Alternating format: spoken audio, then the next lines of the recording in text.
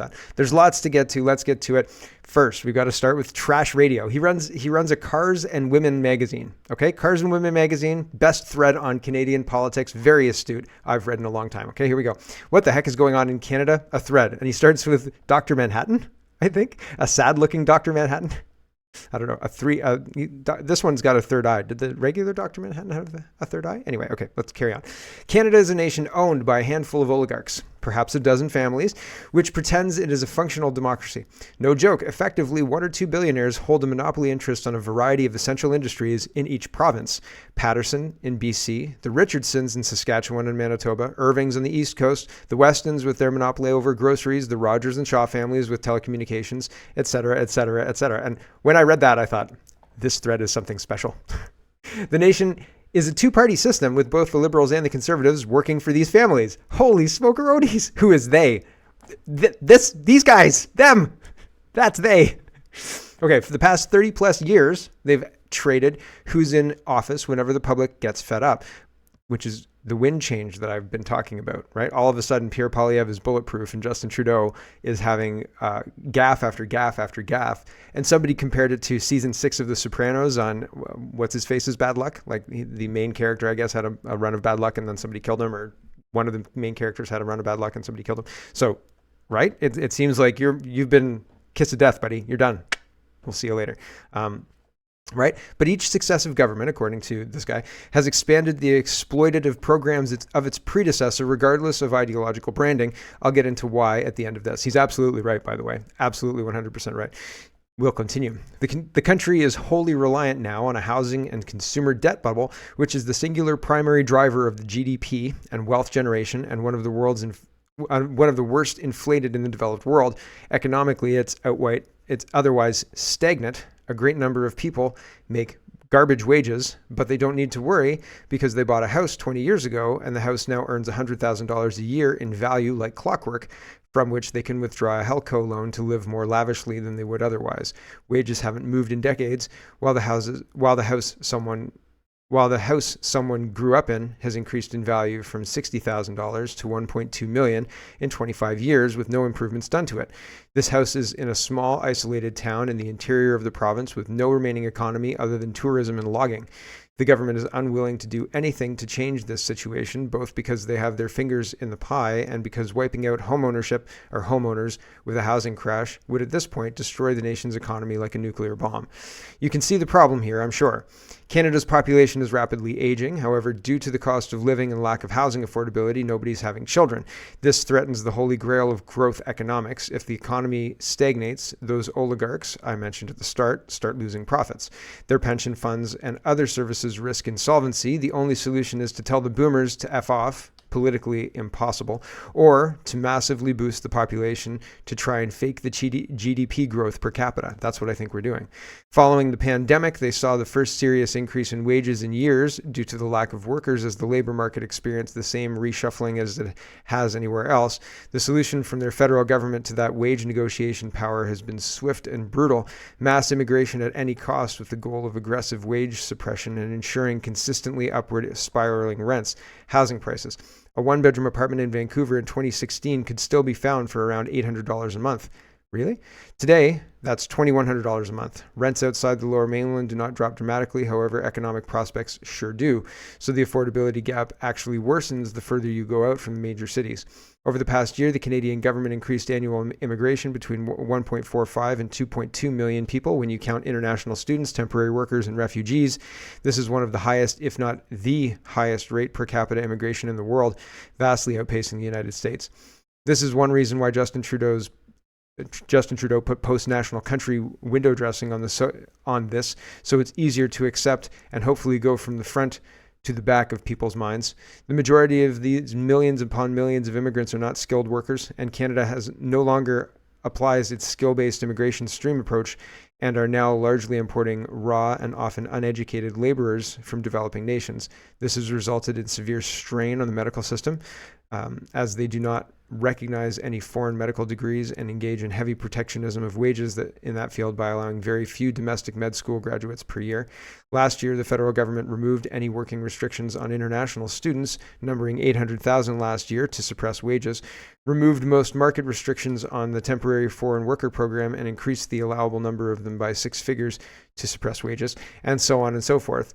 They are now handing out visas on a just apply basis to both tech workers and skilled trades to try and kill wage negotiation power in the last few remaining pockets of good wages in the country. This isn't the reason for the endless immigration, but it's certainly one of the most pressing of them. I would like my homies, fellow operators, constituents, and friends from up north to take a look and see if I'm talking sense here. I'm not from there, but from up there. I've only visited a few times. What I've heard and read and seen, this is the only conclusion I can confidently draw. And then he links to his magazine. And I thought, yeah, a lot of that rings really, really, really true. Really unbelievably true. The inflated bubbles, the immigration, the wage suppression, all of it kind of maps well, as I used to say. Here's global news, housing, because housing is one of those things that we are struggling with, and we cannot, absolutely not, build our way out of this situation, despite what all the politicians are saying. All the politicians are trying to sell you a solution like the vaccine. It didn't work. Right? They're trying to sell you this solution as the solution. So you believe them, vote them in, they'll put it in. And when it doesn't work, they'll implement the solution. And when it doesn't work, they can say, oh man, well, we tried our best, right? But they're not looking at the actual cause. And if you don't address the cause of a situation, then your solution will inevitably fail. Okay. And so here's global news, and they're reporting this. Nova Scotia's housing minister says that there are 130,000 vacant bedrooms across the province that could be used on a short-term basis for people looking for a place to live. Just short-term, just 2 weeks to flatten the housing crisis, and we'll get back to normal. Right? Do you believe them? No, absolutely not. Nova Scotia has come up with a new way, this is global news, to deal with the province's housing crisis. The provincial government announced today it will spend $1.3 million over 2 years to expand its partnership with a free online home sharing platform known as HappyPad, happy with an I, operated by a Canadian nonprofit organization. Oh, I'm sure. The platform brings together renters seeking affordable month-to-month accommodation with residents who have rooms to rent in their homes. The partnership was launched in the spring to help people displaced by wildfires and is now available to people across the province. Housing Minister John Lohr said the partnership is a call to action to those who have extra space in their homes. Lohr said there are 130,000 vacant bedrooms across Nova Scotia that could be used on a short-term basis by students, healthcare workers, tradespeople, and others seeking a safe, affordable, and comfortable place to live. This partnership truly encompasses the hospitable nature of all Nova Scotians, Lohr said in a statement. I don't know, man. It seems like they'll use this for a crisis, like the wildfire crisis, and then expand it to a point where it's very uncomfortable. And like, if you don't get involved in this, you're a bad person. Just like if you don't have a vaccine, you're a bad person, right? It all is very simple to flip the rhetoric, to just nudge people to get them to do what you want. Oh, well, we don't want to be seen as a bad person. We've got one room. We could just take one. Ron says another million new Canadians in 2024. Immigration Minister Mark Miller seems to think that's the plan. Would add up to 3 million new Canadians in 3 years, just under an 8% increase in population, unheard of in 100 years. Likely the world record rate of increase in immigration. BNN Bloomberg is reporting, and I told you this the other day as well. Prime Minister Trudeau's government won't lower its immigration target despite growing criticism of the drastic population growth worsens existing housing shortages. So it doesn't matter that you don't have anywhere to live. We don't care how this is impacting things culturally or economically or anything. Not anything. Safety? No.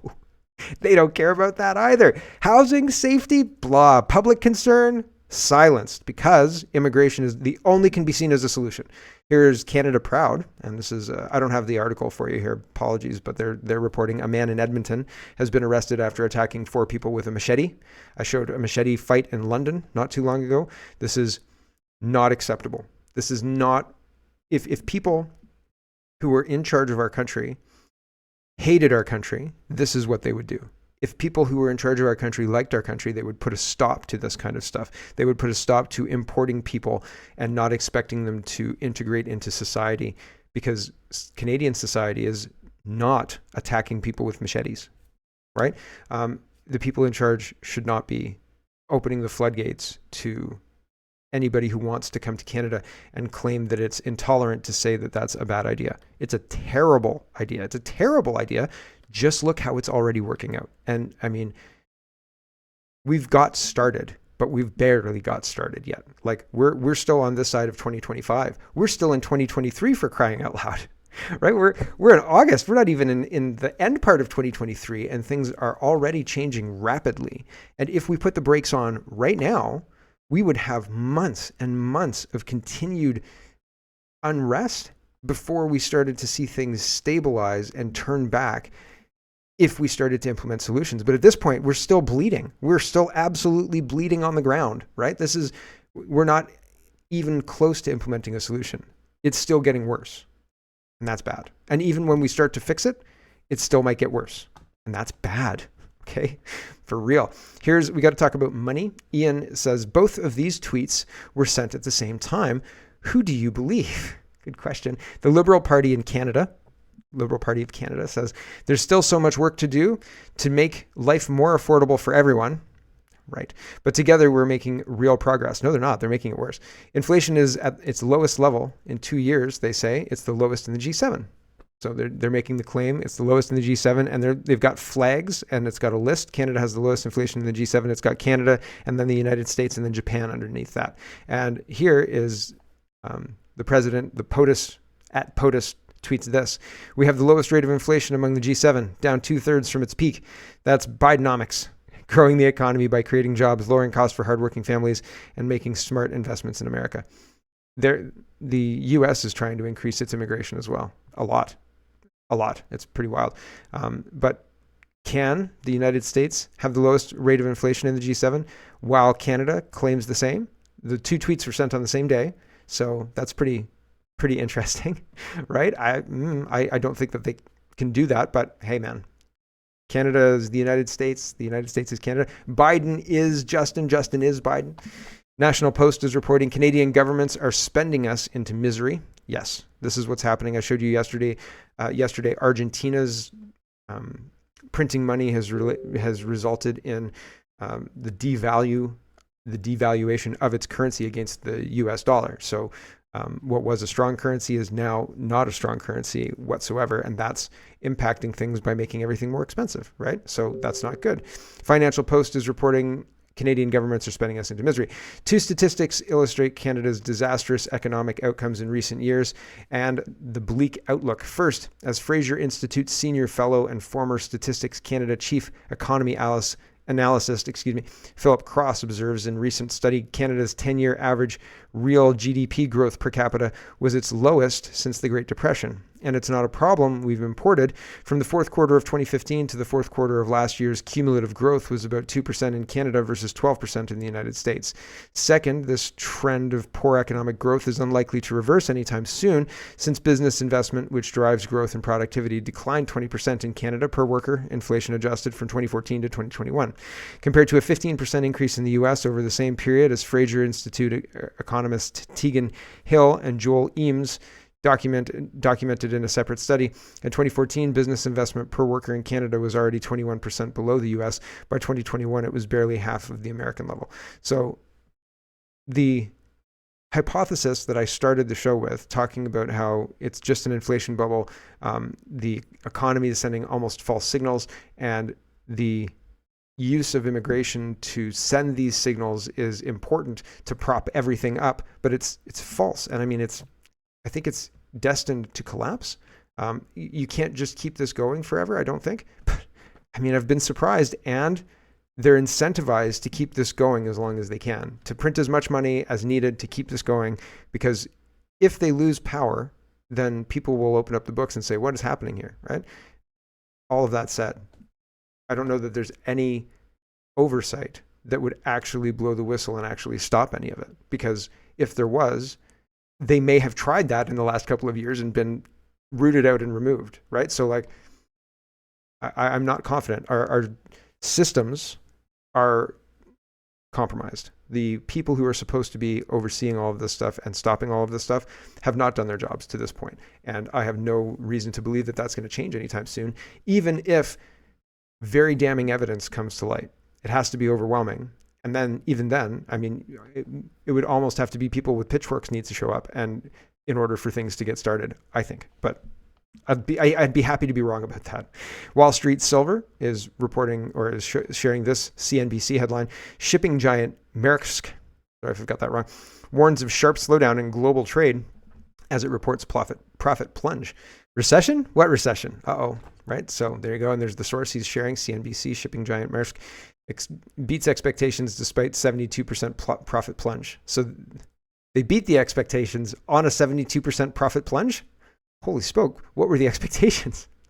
Richard Wellings is talking about the UK and sharing the Telegraph's article. Britain's era of cheap food is over, says economists. Who could have predicted this? Hey, did you notice that all these food plants keep blowing up everywhere? I'm sure it's nothing. Totally a coincidence. The era of cheap food is over because of climate change. I've got a question. Hello. Have any of those food buildings been, rebuilt or anything like that? Have carbon taxes been added to food production? Oh, yes. Oh, right. And part of the problem with carbon taxes and the inflationary stuff that they do is if you made a profit of 4% or something like that, a low profit, right? That's a low profit margin. High volume, low profit. You make a lot of eggs, but you make a little bit of money on each egg, but you make so many eggs that it's worth it, right? Okay, so that's that. And when you add taxes and climate policies to all of that, you get a situation where that low profit is eaten away at, right? You don't make that 4%, you make 2.5%, and that's not worth it, right? And so people get out of the game, or they raise the prices. They raise the prices in the grocery stores, but they didn't pass that on to the egg people, to people producing eggs, the egg people, and so that creates conflict in food, right? And it seems like the government is all about creating conflict, and they don't want people to be working together to a goal of let's feed each other, let's raise each other up. They want a war, man. They want as many wars as they can possibly get because they need to reset the currency, and they want to blame us and say, you guys were terrible. You need to pay back all this money. Things are going to be terrible because we're not going to be able to afford anything. Climate change is bad. And it's all bunk. It's all bunk. They're lying. They're lying to get us to fight. And I mean, I would listen to people, and I would wonder how they came to that conclusion and know so certainly. And I do. I really know very certainly that we're being lied to on a scale that is just massive. If people understood the level that we were being lied to, they would not believe it. Well, if they were told, they wouldn't believe it. And if they understood, they would demand to know the truth, I think. Anyway. Hello, everyone. Thanks very much for watching. This is just a short version of a longer show. If you'd like to get the whole show, you can go over to CanadaPoly.com and sign up for a subscription. Just look in the drop-down tab for Shop and Donate and look for subscriptions, and you'll get immediate access to the full show. Love to see you. Thanks for watching, everybody. Have a wonderful, wonderful day.